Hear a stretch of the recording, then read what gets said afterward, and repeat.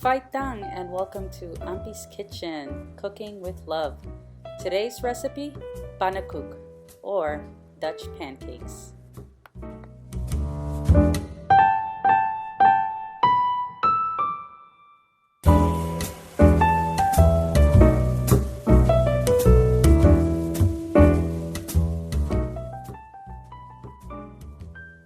The first thing we're going to do is we're going to mix all of our dry ingredients. So I'm going to put my flour in a bowl. I'm going to add the sugar, the salt, cinnamon, and baking powder. I'm then going to mix all of my dry ingredients up. Now that we've thoroughly mixed our dry ingredients, we're ready to add the liquid ingredients. I'm going to add my milk,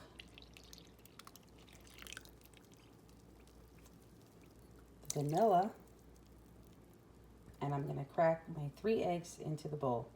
Now I'm ready to mix all of my wet ingredients with my dry ingredients. You can use a hand mixer as well. I'm going to mix this until the clumps are gone and it's all smoothly and evenly mixed. Once my batter is mixed, I'm ready to heat up my pan on the stove.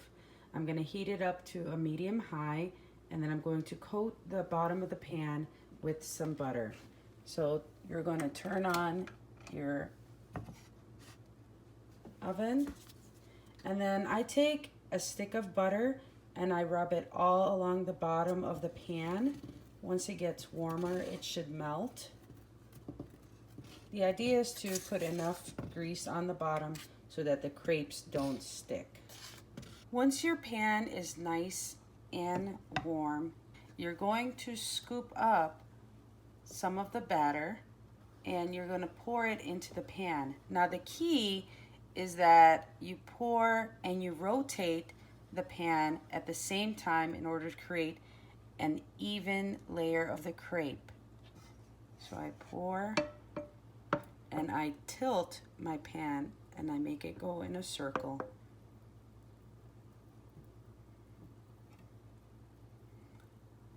And now we'll cook the crepes for a couple of minutes until we see that it begins to form bubbles and become golden brown.